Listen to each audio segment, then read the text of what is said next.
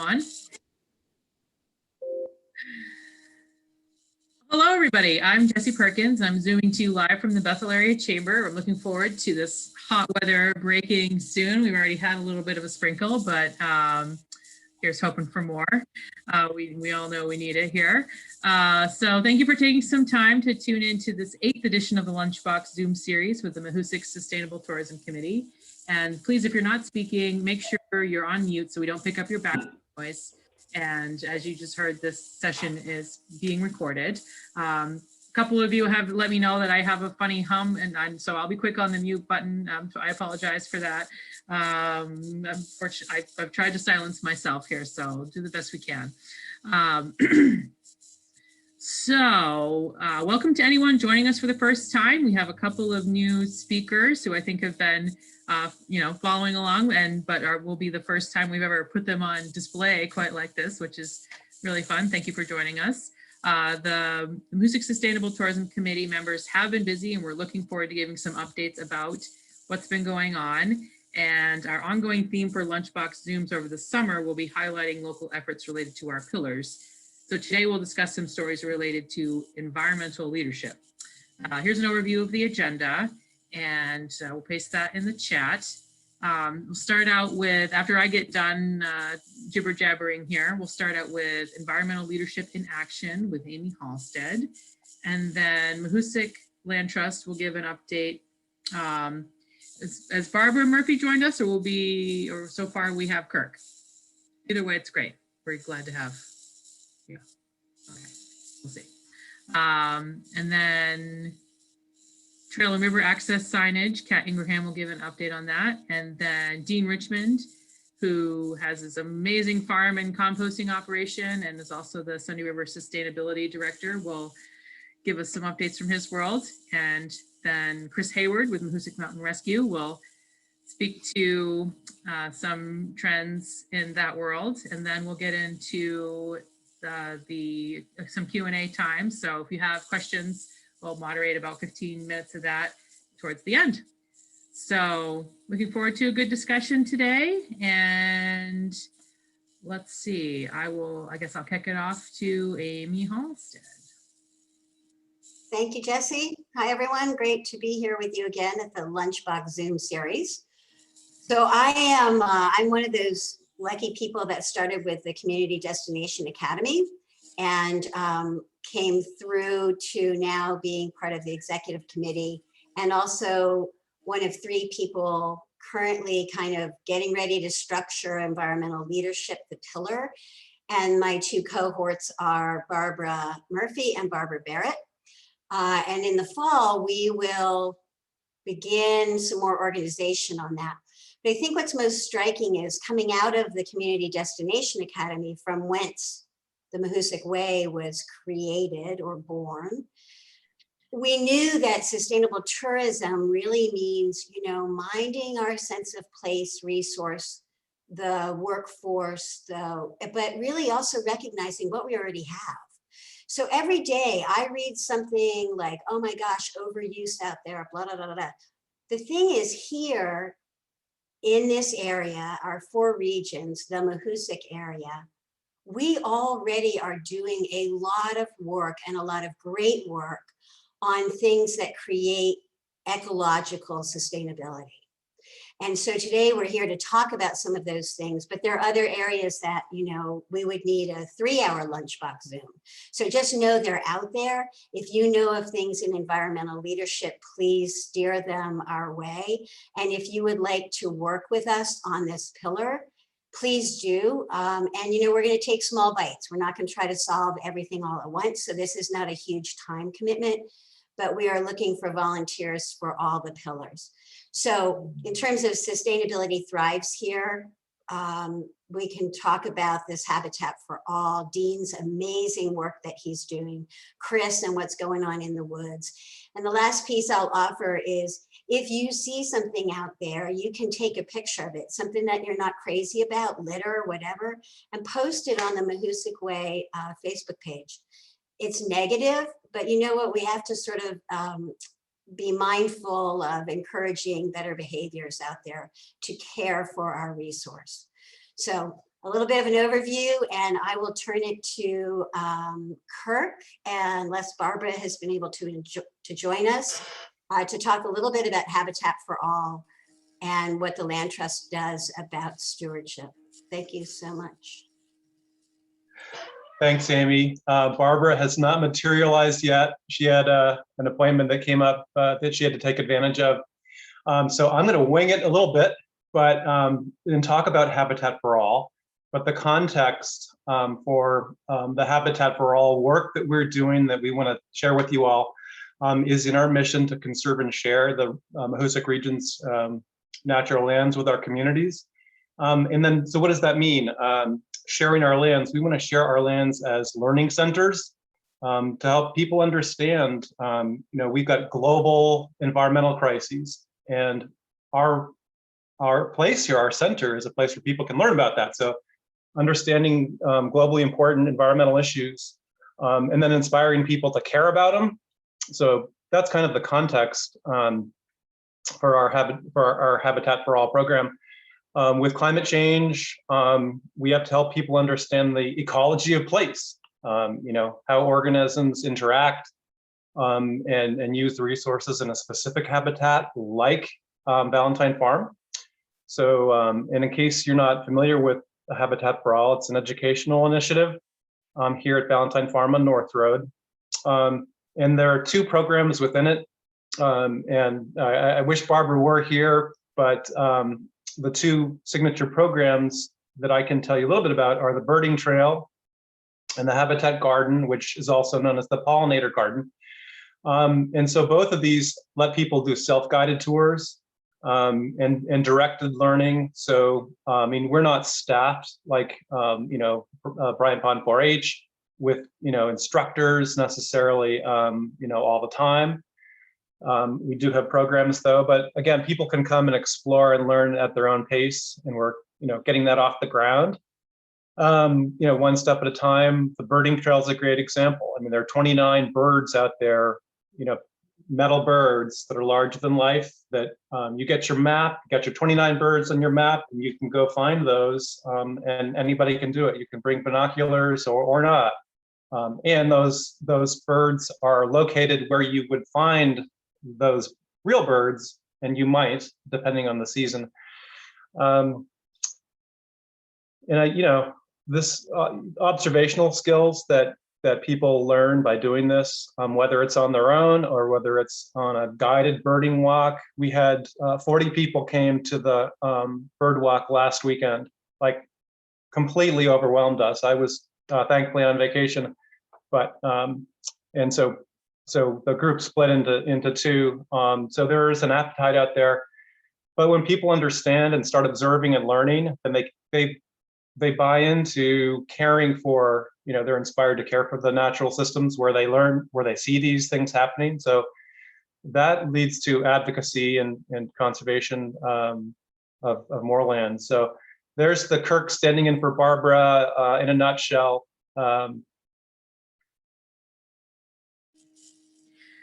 Great, thank you, Kirk. That's always a tough spot to be in, standing in on a.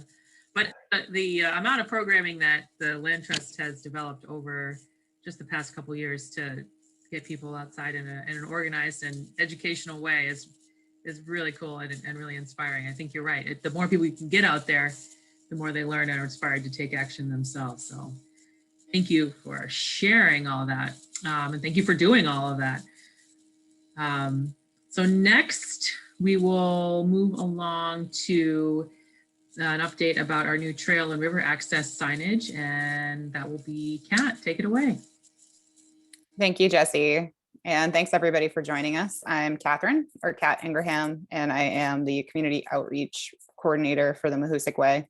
A number of lunchbox Zooms ago, we asked people who joined us what sort of collateral they thought would be helpful to get the messaging and the pledge out to people.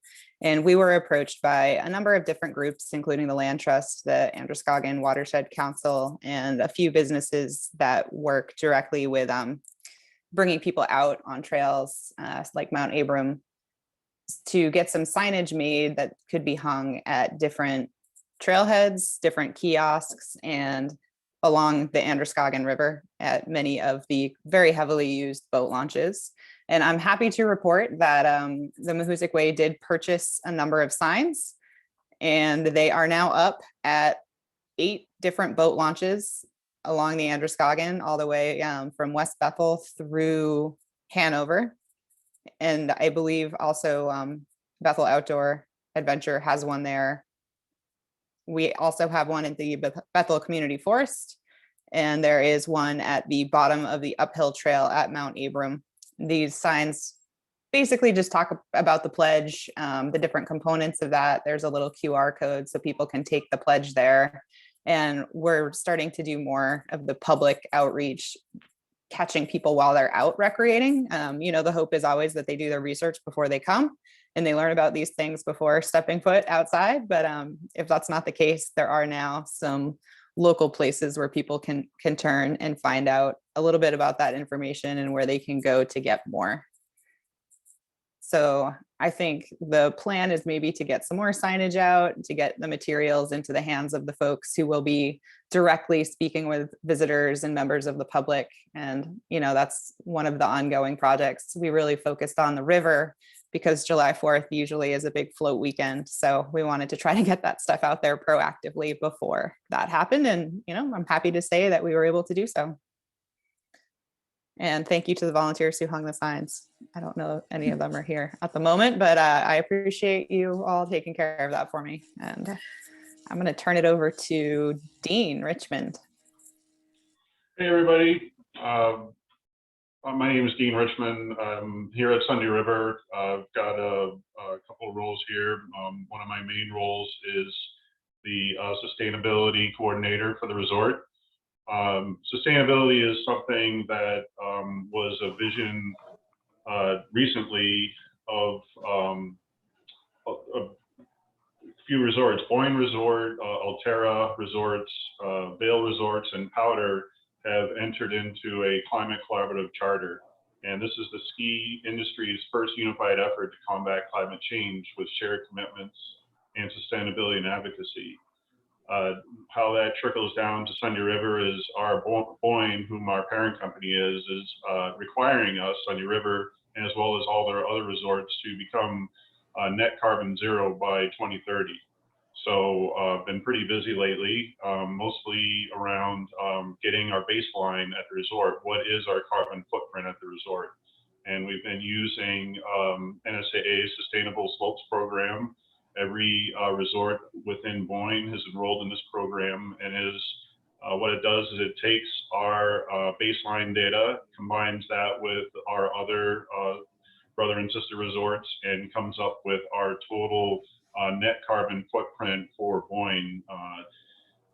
Then we embark on a series of projects and tactics to reduce our carbon footprint, either through turning to alternative energies for our snowmaking and other electric consuming operations, as well as migrating off of fossil fuels for our snowmaking grooming fleet, our buses, any of our lodging and facilities that are using fossil fuels. We will be converting them off within the next few years.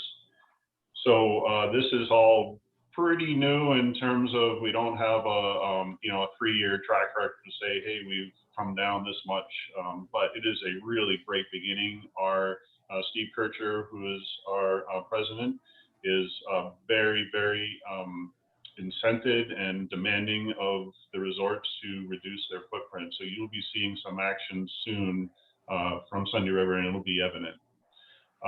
Part of that is plays into our solid waste, footprint as we, consume food at the resort, all our guests and things of that sort. And that's where another hat of mine comes into play. Pleasant River Farms.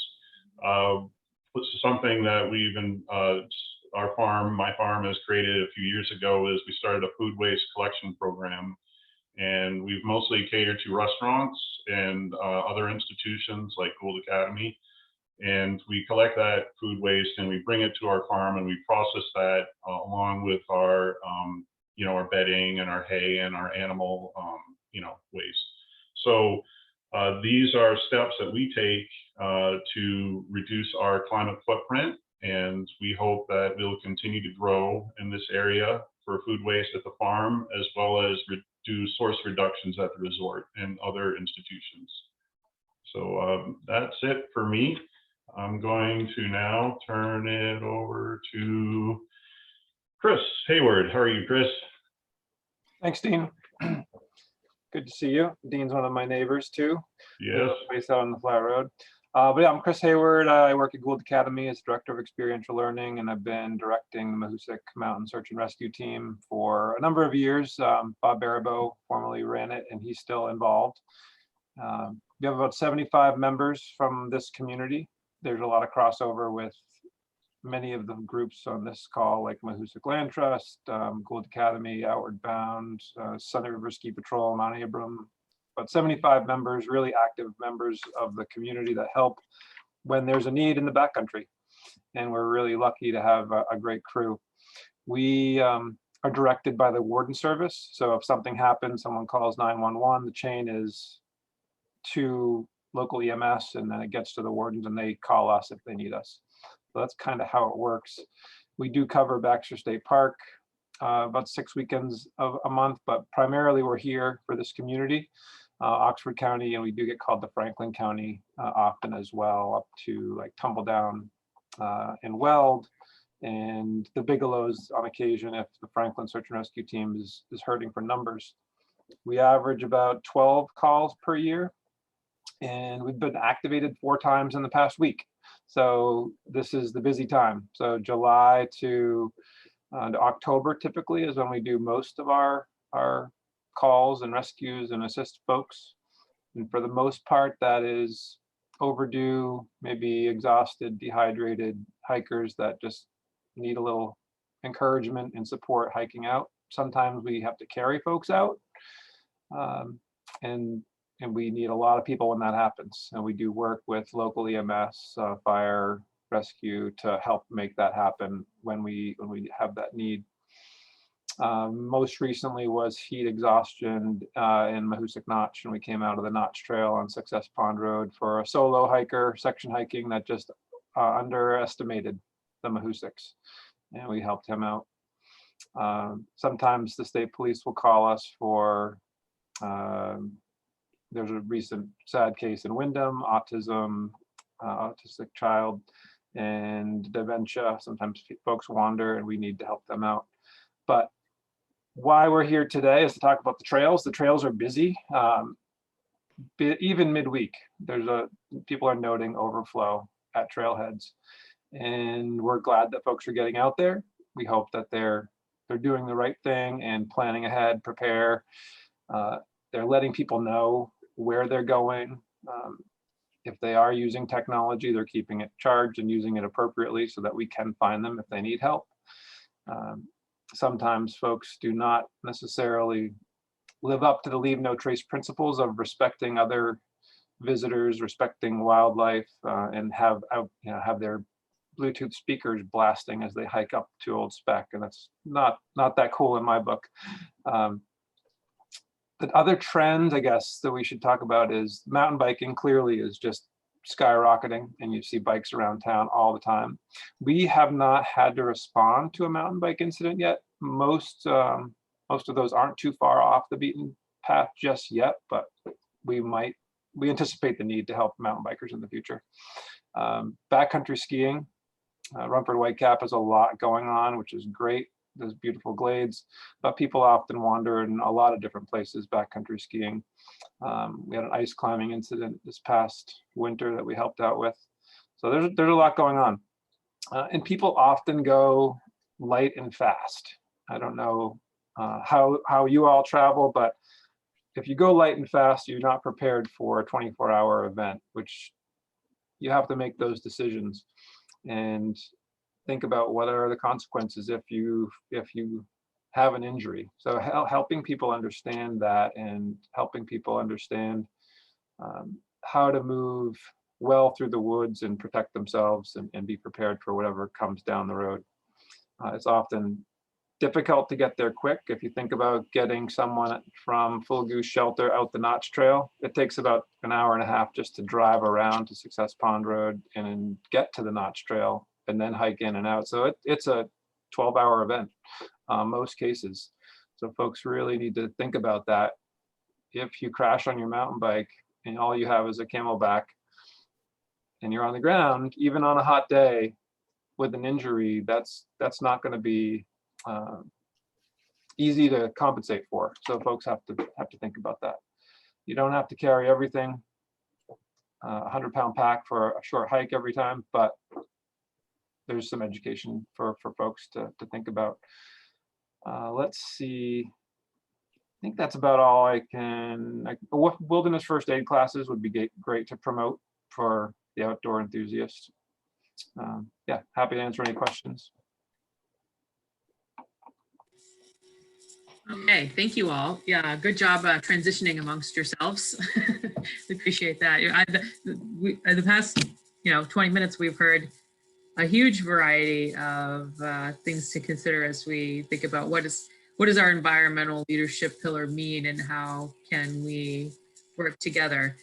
Chris, while we have you, can I just ask you, can you paint the picture of like just the sheer quantity of resources? Like if someone gets hurt, slightly outside of cell phone range and they're not prepared, like what does it take to mobilize to really rescue someone to carry them out? I feel like if people are just running up a mountain in their sneakers and don't really have the sort of knowledge, people consistently underestimate the Mahoosics. That's a phrase that you use.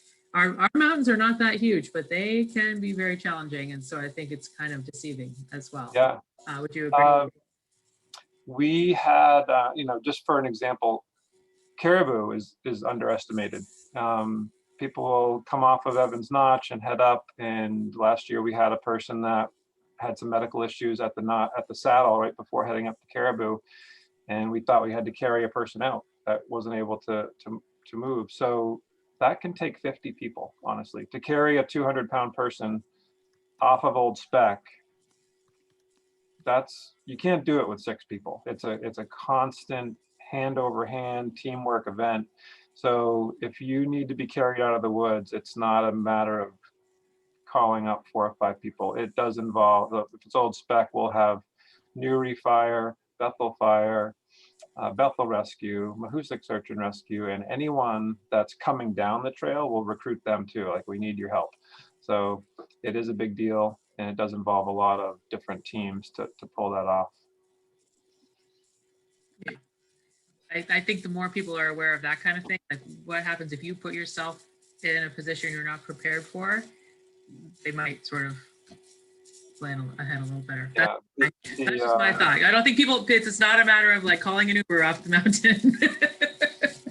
The incident this past week up on Full Goose, I actually talked to the subject before we were heading into the woods, and he was one alone and had no local resources to help him out.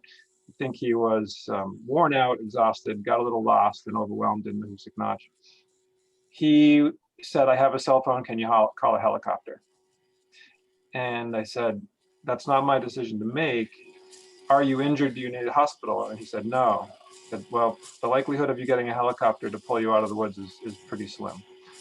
The Forest Service does work with the Warden Service and us. If we have an injured person that has life-threatening injuries, they can, if the weather is appropriate, short haul someone out. And I can get into that if people want to know what that means. But it's a big deal. To use a resource like a helicopter and all of the things that can go wrong, if you use a resource like that, is a big deal. Not to mention what it costs, but it's a huge deal. So anyway, we were able to get in there, assess and rehydrate and walk this patient out. So poor use of a helicopter, he was able to walk himself out. So it worked out great. I had a comment in the chat. Someone asked about wilderness first aid classes in the area. Solo down in Conway is the best place to go. Sometimes Outward Bound offers them. Sometimes Kevin and Polly up at Mahoosic Lodge do offer wilderness first aid classes, but I don't know what their schedule is, and they usually use Wilderness Medical Associates. But those are the Solo and WMA are the ones that I promote. I think we had Polly here on the call. Polly, still here? Yes, I'm still here. We have 2 first aid courses we host a year. The next one's the end of October. So we do one in the spring and one in the fall. And we use John Tierney from WMA. Nice, that's pretty regular occurrence there. And a beautiful location as well. Yes. Yes. Thanks for joining us, And good Polly. food. For sure. Okay, we can transition into Q&A. I don't want to leave out, I think Dean brought up just a litany of amazing things to talk about. But if I could come up with 10 questions for him, but I want to leave opportunity for all of you to talk as well. Okay, anyone want to ask a question of any of our speakers? I actually just want to make an offer about something. So on June 22nd, the New York Times ran a story called "It's Summer in the Ski Towns 2.0." And what's really cool about this is that it's what all these other ski towns are doing and the pieces of them. But the thing is, we're doing it all here already. So if anybody wants a copy of this, it's kind of cut and pasted from the New York Times. I would be happy to send it to you, and I'll put my email in the chat. Thanks, Amy. We are for sure not alone in all these issues that we're facing. So again, getting back to what Dean said, I think it is pretty amazing how much the ski industry has banded together pretty quickly surrounding, both the human impacts. Now, all ski areas seeing much more year-round numbers of people, but also in terms of, okay, who has more to lose from a warming climate than the ski industry? Seriously. So what an amazing mobilization of resources. I mean, just the idea of having a full-time sustainability coordinator is incredible. And I know Sugarloaf has done the same. Anyone else want to ask or tell? I have a question. If no one else does at the moment, this is Amy Scott. So my question for Dean is, what is the role of the visitor at Sunday River in your sustainability initiatives? I know that's a broad question because you're talking, you're mentioning things all the way from, the gas you use in your, in your snowmaking equipment, across a huge spectrum of work happening at the resort. But when we think about what this pledge is all about, it really has a lot to do with visitor behavior and in encouraging visitor behavior and local behavior, everyone's behavior, to play a part in contributing to solutions and so on. So I'm just curious where that happens to date, or where you anticipate it may happen. Yeah, I believe it's to have a sustainable operational process, let's call it, at the resort. We do need to inform our guests prior to arriving at our resort, what are the expectations of a sustainable slope. And, that could be as simple as, don't throw your beer cans off the lift. Let's get to blocking and tackling.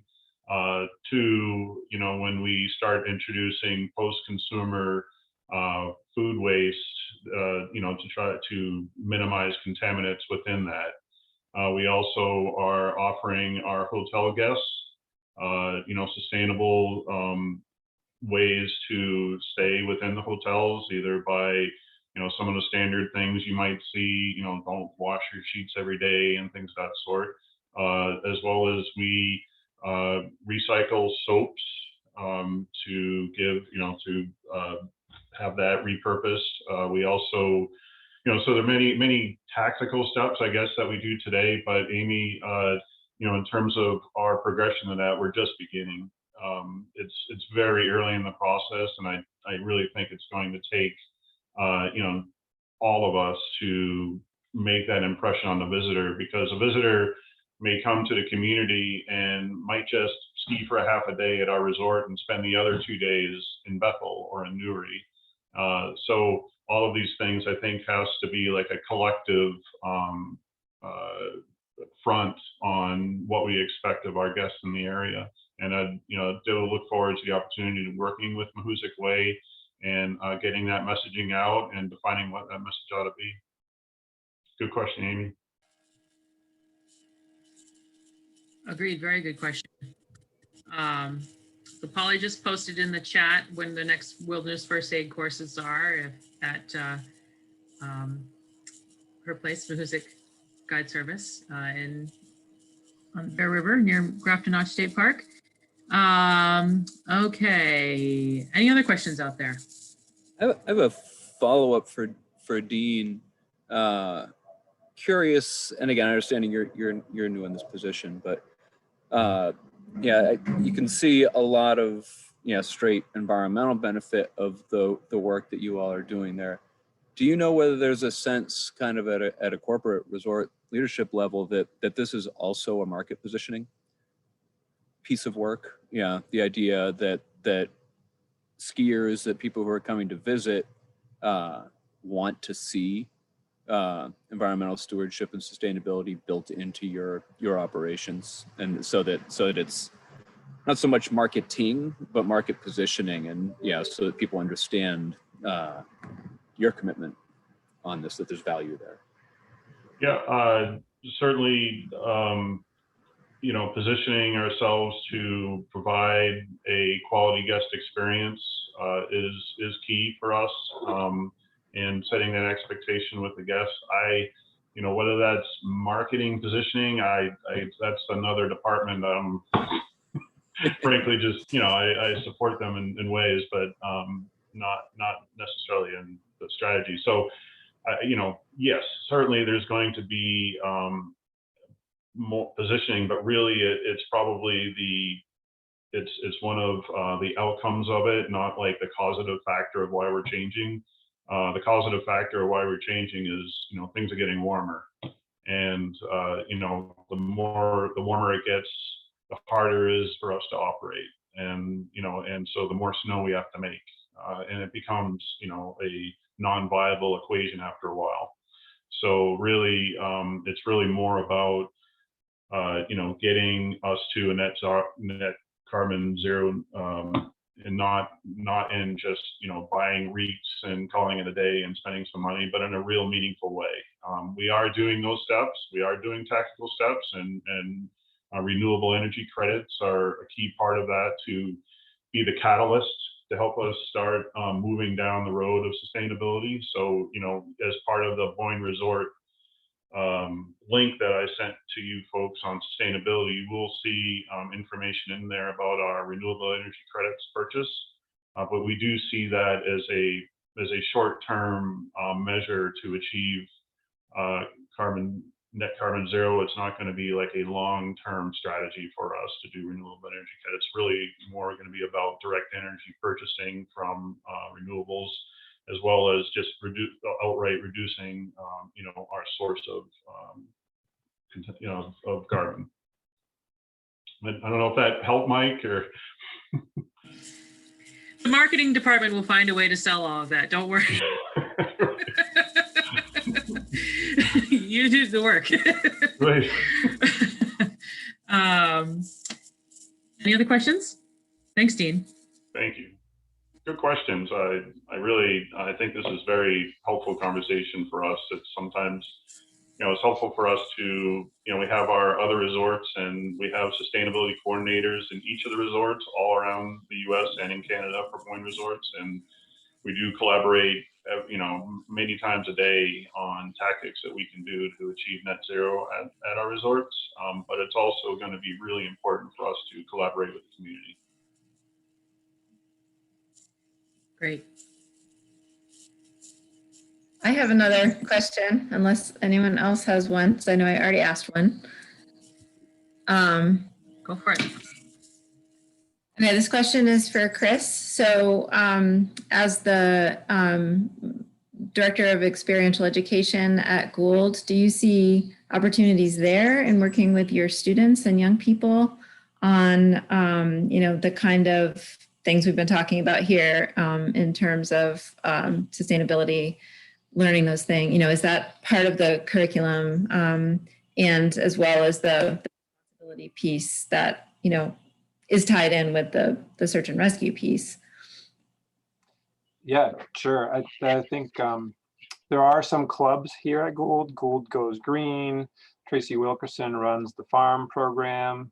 All of our students are being educated regularly about what to put in the buckets that Dean comes and picks up, and that's a big effort. I know that he will talk to us about how to talk to our kids about what to put in there, so that's happening for sure. Deeper in the curriculum, I think that's constantly evolving. How we can get kids out to help with Mahoosic Land Trust, to help all of the local area trails and networks and organizations, businesses, which is sometimes difficult with our interesting schedule and the way it all works. But I would say yes, and it's more top of mind now than it has been ever in my mind. And Chris, Gould students do a great job diverting food. There's very little contaminants. There's really only 2 locations in Bethel that I do post-consumer. That is post-consumer, for me, it comes kind of automatic, these inside baseball terms, but most of the compost that I collect is pre-consumer. So coming right out of the kitchens, never been touched by a human, a person eating. But Gould and the transfer station now at Bethel have post-consumer collections, and I would say Gould hands down is much better. I have a question. This is Robin. Are there efforts to do the same type of sort of collaborative composting with the SAD 44 school district? Or have there been conversations about that, and are there efforts afoot? I've tried to get programs started at SAD 44. I've been referred around to different not superintendents, but different regional food and beverage managers, and really it's gotten not very far. And probably half of it's my fault because I don't spend enough time marketing. But I would like to begin expanding the program to other institutions as well, besides my current footprint. So the offer is always there. But at this point, I'm kind of waiting for things to evolve. So if you can be a catalyst in that, I am very happy. Yeah, Ryan Kimball is the food service director, and perhaps, he's my youngest son, Matt's age, 32 years old. Nice. And I imagine that he would be open to it, if he had the backing of Mark Kenny and Dave Murphy. And there have been the greenhouses at Telstar program and other composting. I don't know if Melissa Prescott, Jesse, do you know, is it Melissa Prescott that oversees that? But, I would love to see, it shouldn't just happen at Gould. It should be, all the way. Our local people it's really important to start getting some of these folks involved. Absolutely. The statistics around the solid waste industry is, really the majority of solid waste in Maine, in terms of the weight, is created out of the household. Certainly there are a lot of institutions like Sunday River that's creating a lot, but by and large, household waste makes up the vast majority of our solid waste tonnage in the community in the Bethel-Newry area. Dean, that being said, how has it worked out to be picking up at the transfer station? Not very well. Okay, but Dean, can you share with us one of your amounts collected tables? Can you put it in the chat? No, please, because it's unbelievable what Dean does with this. Well, we generally do between 20 and 30 tons of food waste a month from the Bethel-Newry area. And, Bethel transfer station was serviced by Agra Energy. Agra Energy is a very big company. They do biodigesting in southern Maine, and so they can take plastics along with the food. So you can just take your IGA plastic bag, dump a bunch of food in it, and then, you know, throw that into their bin, and they have this chicken plucker thing that strips away the plastic and dumps the plastic on one side and the food in the other. I don't have that.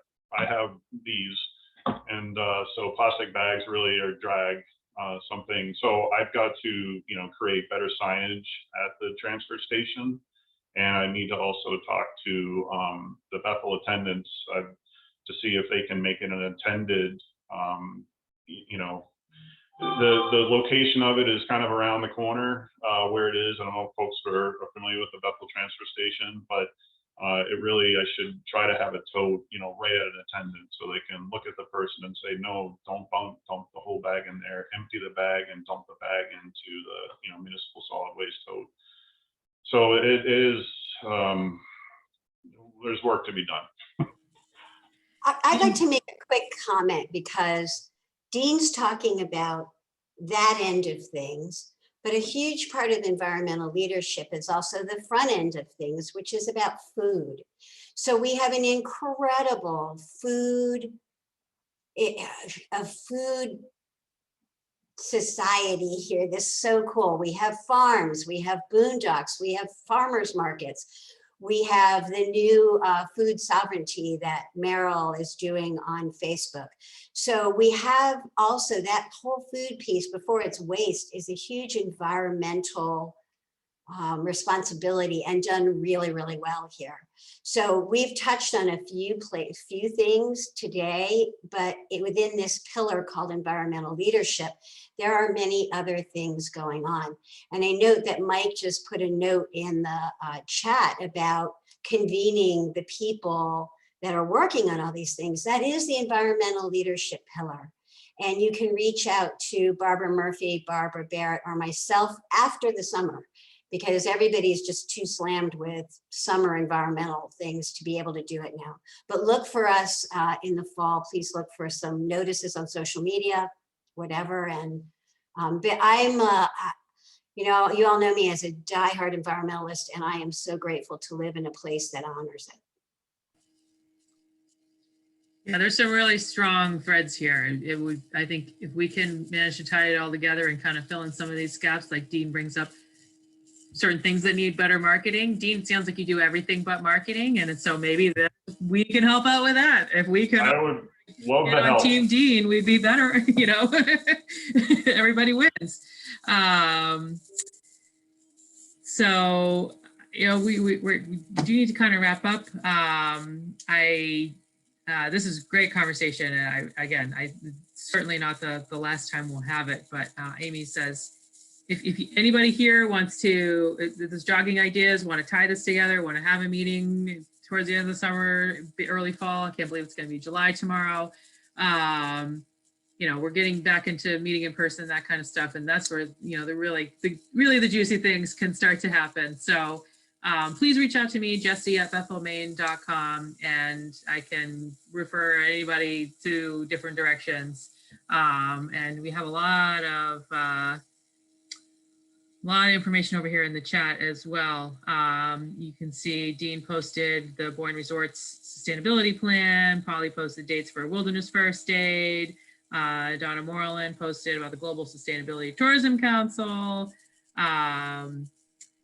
Questions about, are there existing forums where people talk about this stuff, et cetera, et cetera. And yeah, going back to where we kind of started with Kirk and their programming, and Mike Wilson says, if you know, going back to earliest in the conversation, if anybody out there wants some of these signs that have been started to go out on the Androscoggin, if you know a busy trailhead or just a place where you think could use some of these pledge signs, a reminder to be good on the trails and honor what they're doing and be prepared. We have some funding for that. We'd be happy to coordinate that. So again, reach out to me or to Kat. Wow, we covered a lot in 45 minutes, didn't we? Thank you so much. And it's now 12:45, so I'll honor everybody's time and say have a wonderful afternoon, and thank you very much. we'll try to do this again soon with a different pillar where there's equally as much going on, I am sure. Okay, everybody, stay cool. Bye-bye.